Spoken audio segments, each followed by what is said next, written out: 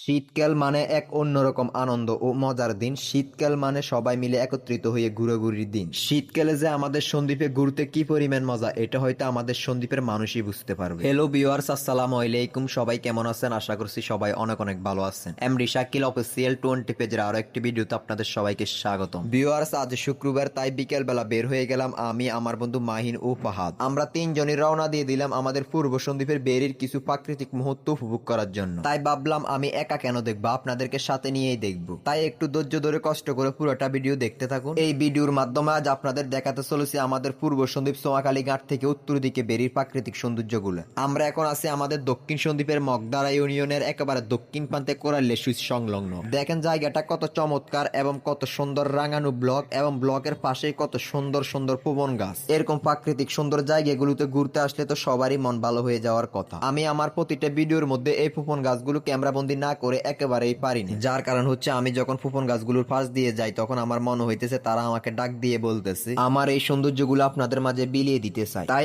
আমিও আর দেরি না করে মোবাইলের ক্যামেরাটা অন করে তাদের এই সুন্দর দৃশ্যগুলো ক্যামেরাবন্দি করে নিই। দেখেন ভিউয়ার্স, কত সুন্দর বাইরে ব্লক, ভিতরে ফুফন গাছ, একেবারে সিরিয়াল বাই সিরিয়ালে গাছগুলো লাগানো হয়েছে। যেহেতু জায়গাটা অনেক সুন্দর তাই ভাবলাম কয়েকটা ছবি উঠাইনি। তাই আমরা সবাই মিলে দাঁড়িয়ে এখানে কয়েকটা ছবি উঠাই নিলাম। তো আমাদের এখানে মোটামুটি ছবি উঠানো শেষ, তাই আমরা আবারও রওনা দিয়ে দিলাম সোয়াখালীর একটু উত্তরে ফসার, হৈক্যের গোট্টা ও ডাকবার গোট্টার উদ্দেশ্যে। আমি এখন এই মুহূর্তে যে দুইটি নামের কথা বললাম এগুলো হচ্ছে দুইটি জায়গার নাম। এই নাম ছাড়া এখানকার মানুষ এই জায়গাগুলোকে কোনোভাবেই চিনবে না। তো ভিউয়ার্স, আপনাদের সাথে কথা বলতে বলতে ফাইনালি চলে আসলাম সেই হৈক্যের গোট্টা। এই যে দোকান অবস্থিত দেখতে পাচ্ছেন, এই দোকানগুলো অবস্থিত থাকা এই জায়গাটির নাম হচ্ছে হৈক্যের গোট্টা। আমরা এখন হৈক্যের গোট্টা থেকে একটু উত্তরে ডাকবার গোট্টার উদ্দেশ্যে রওনা দিলাম। সেই ডাকবার গোট্টা থেকে পূর্ব দিকে বেরির উপর দিয়ে প্যালিশা বাজারের পূর্ব দিকে রাস্তার মাথা পর্যন্ত যাব। সেই রাস্তার মাথা থেকে বিলের মাঝপথে যে একটি রাস্তা গেছে সেই রাস্তা দিয়ে ডিরেক্ট ফেলিশা বাজারের উপর চলে আসবো। কিন্তু হঠাৎ চলতি অবস্থায় আমাদের সামনে এরকম সুন্দর একটা দৃশ্য পড়লো, আমরা কিন্তু এখানে আর না থেমে একেবারে সামনের দিকে যেতে পারি নাই। আমরা এখন যেই বেরি দিয়ে আসছি এই বেরির মধ্যে কিছু জায়গায় এখনো ব্লকের কাজ সম্পূর্ণ হয় নাই। তাই সেই ব্লকের কাজটা সম্পূর্ণ করার জন্য দেখেন এই জায়গাটার মধ্যে কত শত শত হাজার হাজার ব্লক তৈরি করে রাখছে বেরির আউটসাইডে সিরিয়ালে বাই সিরিয়ালে বসানোর জন্য। এই ব্লকগুলোর কাজ যখন সম্পূর্ণ হ্যান্ড ওভার হয়ে যাবে তখন আমাদের বেরির সৌন্দর্য কত গুণ বেড়ে যাবে এটা আমরা কল্পনাই করতে পারিনি। দেখেন কত হাজার হাজার ব্লক তৈরি করে রাখছে এবং সবগুলো ব্লকের উপর দিন তারিখ সবকিছু ডিটেলস দেওয়া আছে। তো আমরা আর এরকম সুন্দর জায়গা দেখে এখানে কয়েকটা ছবি না উঠিয়ে কোনোভাবেই সামনের দিকে যেতে পারিনি। এই কথা বলতে না বলতে দেখেন আমার বন্ধু ফাহাদ কত সুন্দর করে ছবি উঠানোর জন্য প্রস্তুত হয়ে গেছে। মাহিন সে অথচ বিয়ে করে ফেলছে তবুও ছবি উঠানোর জন্য প্রস্তুত হয়ে গেছে।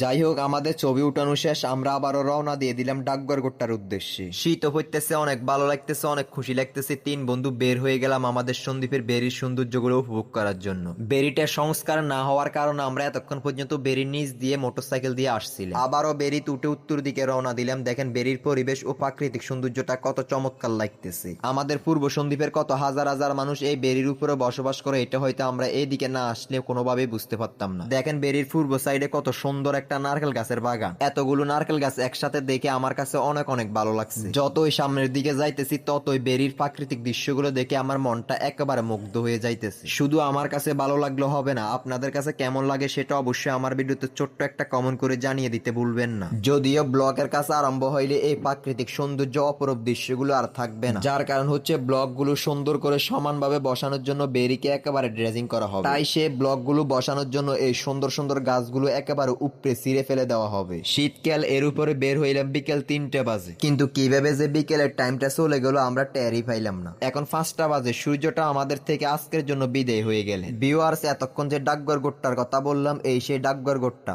এতক্ষণ ধরে ভাবতেছি যে ডাকঘর গোট্টা এটা আবার কি, কিন্তু এসে দেখি অনেকগুলো দোকান। যাই হোক, আমরা ডাকঘর গোট্টার একটু উত্তর দিকে গিয়ে আবারও পশ্চিম দিকে রওনা দিয়ে দিলাম ফেলিশা বাজারের উদ্দেশ্যে। এতক্ষণ পর্যন্ত বেরিতেছিলাম, কিন্তু এখন বিলের মাঝখানে যে একটা রাস্তা আছে ওই রাস্তা দিয়ে ফেলিশা বাজারের উদ্দেশ্যে রওনা দিলাম। আসলে শীতের মজা তো ঠিক এই জায়গার মধ্যে। দেখেন একটু সন্ধ্যা টাইম, এই কারণে কুয়াশার কারণে কত সুন্দর ঝাপসা ঝাপসা দেখাইতেছে। আসলে কুয়াশা ভরা শীতের সকাল ও সন্ধ্যার সময় এই দুইটি টাইম যে আমার কাছে কত চমৎকার লাগে এটা হয়তো আপনাদেরকে বলেই বুঝাতে পারবো না। ভিউয়ার্স, আমরা যখন বেরি থেকে নেমে এই রাস্তা দিয়ে রওনা দিলাম, দেখেন রাস্তার ভিউটা কত সুন্দর। আঁকা বাঁকা বিলের মাঝখানে মেটুফল, এরকম রাস্তার উপরে মোটরসাইকেল দিয়ে সরে যাওয়ার মজাটাই আলাদা। দেখেন দুই পাশে সবুজ ঘাস এবং গাছপালার সৌন্দর্য দেখে একেবারে চমৎকার মুহূর্ত অনুভব হইতেছে আমার কাছে। ফেলিশা বাজার থেকে একেবারে পূর্ব দিকে বেরি পর্যন্ত এই রাস্তাটি এসেছে। যদিও এক সময় সময় এই রাস্তাটি কাদামাটি দিয়ে ভরা ছিল, কিন্তু সংস্কার হওয়ার কারণে বেরি পর্যন্ত এখন এই রাস্তাটি একেবারে ফাঁকা। আমার কাছে সবচেয়ে বেশি ভালো লাগছে এই রাস্তাটি ফাঁকা থাকার কারণে। যদি কোনোভাবে এই রাস্তাটি ফাঁকা না হতো তাহলে আমরা কোনোভাবেই মোটরসাইকেল দিয়ে এত সুন্দর করে চালিয়ে আসতে পারতাম না। খুব কাছাকাছি চলে এসেছি, আর অল্প সময়ের মধ্যে আমরা পৌঁছে যাব ফেলিশিয়া বাজার। বেরি থেকে মোটরসাইকেলের পথে ফেলিশিয়া বাজার আসতে মাত্র 5 মিনিট সময় লাগে। তাই আর দেরি না করে সেই 5 মিনিটের মধ্যে আমরা চলে আসলাম ফেলিশিয়া বাজার সন্ধ্যা বাজারে। সেই বিকেল 3টে থেকে এখন সন্ধ্যে 6টা বাজে। সেই 3 ঘন্টার মধ্যে আমরা কিন্তু সারিগেট ও মগদারা ইউনিয়নের মধ্যেই সীমাবদ্ধ ছিলাম, কিন্তু আমার মোবাইলের ক্যামেরাটা অন হয়েছে মগদারা ইউনিয়ন থেকে। তাই এতক্ষণ পর্যন্ত আমার ভিডিওর মধ্যে যতটুক দৃশ্য দেখলেন সবগুলো কিন্তু মগদারা ইউনিয়নেরই ছিল। তো এই মগদারা ইউনিয়নের ফেলিশিয়া বাজারটাও কিন্তু অতটা ছোট না, দেখেন কত